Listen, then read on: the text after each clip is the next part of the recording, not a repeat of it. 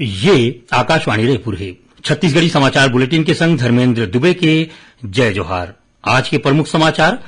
उप मुख्यमंत्री अरुण साव आज रायपुर में प्रधानमंत्री नरेंद्र मोदी के विकसित भारत 2047 के विजन ऊपर पत्रकार मन ले करीन गोठबात। राज्य सरकार पद्मश्री पुरस्कार ले सम्मानित नारायणपुर के हेमचंद मांझी ल दिन वाय श्रेणी के सुरक्षा। और मौसम विभाग के मुताबिक प्रदेश में अवैया 3-4 दिन तक जोरदार गर्मी पड़े के बताए गए है संभावना। कोनो जगह में चल सकथे लू। अब समाचार विस्तार ले। उप मुख्यमंत्री अरुण साव आज रायपुर में प्रधानमंत्री नरेंद्र मोदी के विकसित भारत 2047 के विजन ऊपर पत्रकार मन ले गोठबात करीन। उमन ए बारे में बताइन कि छत्तीसगढ़ सरकार अवैया योजना वाला ध्यान में राखत जम्मो विभाग मन बर डॉक्यूमेंट तैयार करे ऊपर जोर देवत है। उमन विकसित छत्तीसगढ़ बनाए ऊपर घलो गोठबात करीन। उप मुख्यमंत्री बेमेतरा के बारूद फैक्ट्री की घटना पर कहिन कि राज्य सरकार एक घटना ला गंभीरता ले है। मौका में राहत और बचाव के काम चलत है। सेना के विशेषज्ञ टीम ले घलो मदद ले जात है। श्री साव कहिन कि ए मामला के न्यायिक जांच कराया जाही और दोषी मन के खिलाफ कड़ा कार्रवाई करे जाही। यही बीच अमृतकाल छत्तीसगढ़ विजन 2047 डॉक्यूमेंट पर बनाए गए स्टीयरिंग कमेटी के दूसर बैठका राज्य नीति आयोग के उपाध्यक्ष अजय सिंह और मुख्य सचिव अमिताभ जैन के सह अध्यक्षता में राज्य नीति आयोग में हुई। बैठका में छत्तीसगढ़ विजन 2047 डॉक्यूमेंट तैयार करे के बारे में गोठबात हुई। राज्य सरकार पद्मश्री पुरस्कार ले सम्मानित नारायणपुर के रहिया हेमचंद मांझी ल माओवादी डहार ले कथित रूप ले धमकी दे जाए के बाद राज्य सरकार डहार ले ओमन ल वाय श्रेणी के सुरक्षा दे गे है। ये बारे में गृह मंत्रालय आदेश जारी करते है। जानबा के मुताबिक राज्य शासन प्रोटेक्शन रिव्यू ग्रुप के बैठका में हेमचंद मांझी ल सुरक्षा श्रेणी दे जाए के अनुशंसा करे रहीन, जेकर बाद ये आदेश जारी कर दे गे है। नारायणपुर जिला में छोटे डोंगर के रहिया वैद्य हेमचंद मांझी पारंपरिक चिकित्सा पद्धति ले लोगन मन के इलाज करथे। चिकित्सा के क्षेत्र में उखर बढ़िया योगदान पर पाछू 22 अप्रैल के राष्ट्रपति द्रौपदी मुर्मू ओमन ल पद्मश्री ले सम्मानित करीन। बेमेतरा जिला के पिरदा में स्पेशल ब्लास्ट लिमिटेड फैक्ट्री में पाछू 25 मई के होए ब्लास्ट के बाद 8 झिन लोगन लापता होए रहीन। जिला के कलेक्टर रणवीर शर्मा बताइन कि सेना के टेक्निकल टीम के निगरानी में घटना स्थल ले मलबा हटाए के काम पूरा हो गए है। मौका ले मानव अंग मन के अवशेष मिले है। ये अवशेष मल्ला डीएनए टेस्ट पर भेजे जाही। यही बीच कंपनी प्रबंधक कोती ले मृतक के परिवार मल्ला 5-5 लाख रुपया के सहायता राशि दे के घोषणा करेगे है।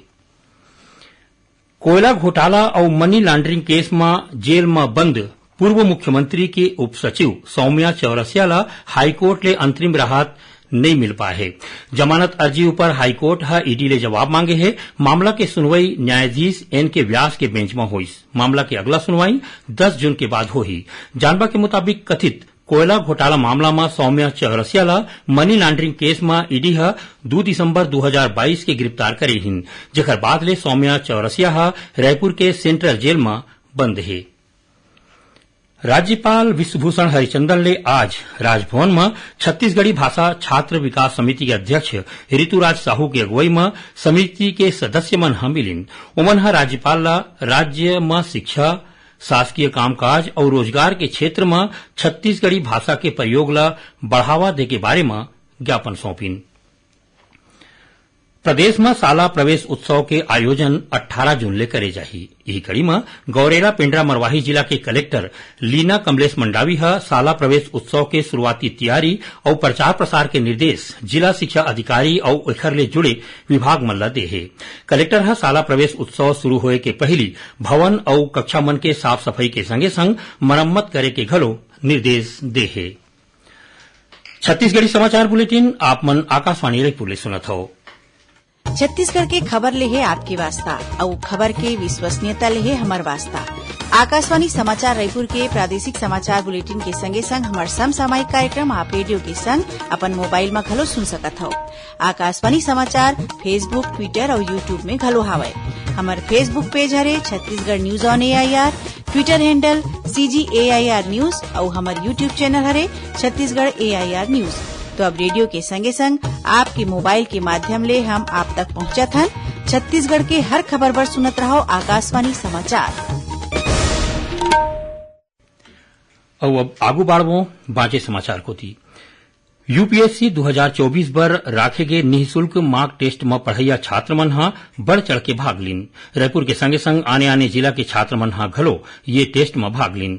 पढ़ैया छात्र मन के कहना है कि ऐसन आयोजन ले पढ़ैया प्रतिभागी मन ला आगू बढ़े में मदद मिलही। जानबा के मुताबिक ये मॉक टेस्ट ऑफलाइन होइस, जिमा 218 प्रतिभागी मन हा पंजीयन कराए रहीन। ये टेस्ट के प्रश्न पत्र हिंदी और अंग्रेजी दोनों भाषा में होए रहीस। कोरिया जिला के धौरा टिकरा मोड़ के तीर मजूर मन ले भरे एक ठिन पिकअप ह पलट गे हे। एक गाड़ी में 30 जन मजूर मन बैठे रहीन। जानबा के मुताबिक गांव सोस ले मजूर मन ला लाया जात रहीस। घटना में गाड़ी में बैठे लोगन मन ला थोर बहुत चोट आए है। जानबा के मुताबिक राज्य सरकार डहर ले कबीरधाम में होए सड़क दुर्घटना के बाद यात्री मन ला मालवाहक गाड़ी में लाए ले जाए ऊपर सरल कार्रवाई करे जाथे। रायपुर में घलो ऐसन गाड़ी मन ऊपर जांच के बाद कार्रवाई करे जाथे। जांच अधिकारी के मुताबिक 21 मई ले शुरू होए ए जांच अभियान में अब तक 25 ले ज्यादा गाड़ी मन ऊपर कार्रवाई करे जा चुके हैं। जांजगीर चांपा जिला के बलौदा के जरवे गांव के ग्रामीण बैंक में चोरी की घटना आगुआ है। अज्ञात चोर मन हा बैंक के कंप्यूटर ला चोरा ले है। चोरी करत बेरा चोर मन हा सीसीटीवी के केबल ला काट दे है, जेकर बाद दरवाजा के ताला तोड़े के बाद बैंक के अंदर घुसे है और पुलिस के टीम हा जांच में जुट गए है।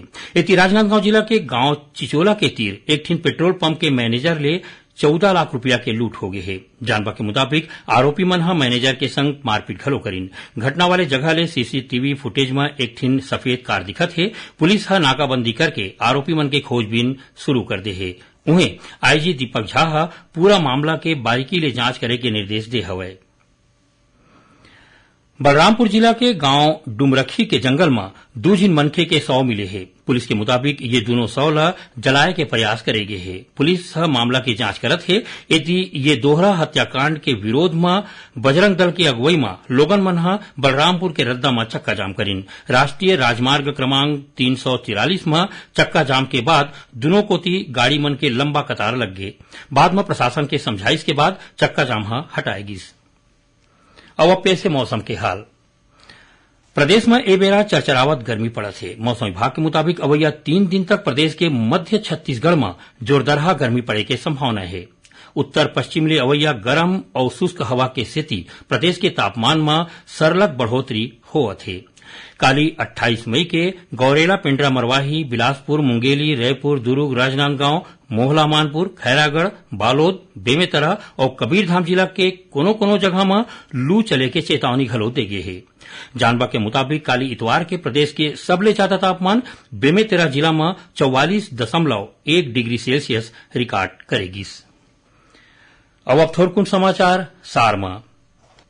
आयुष्मान भारत प्रधानमंत्री जन आरोग्य योजना के तहत छूटे जम्मो हितग्राही मन के आयुष्मान कार्ड बनाए बर 29 और 30 मई के 2 दिन के महा अभियान के आयोजन बस्तर जिला के जम्मो ग्राम पंचायत मन में करे जाही। जांजगीर चांपा के महुदा गांव स्थित हसदेव नदी में बुड़े ले एक जिन मनखे के मौत हो गए है, जेकर अब तक पता नहीं चल पाए है। गोताखोर मन के मदद ले एसडीआरएफ के टीम युवक ला खोजत है।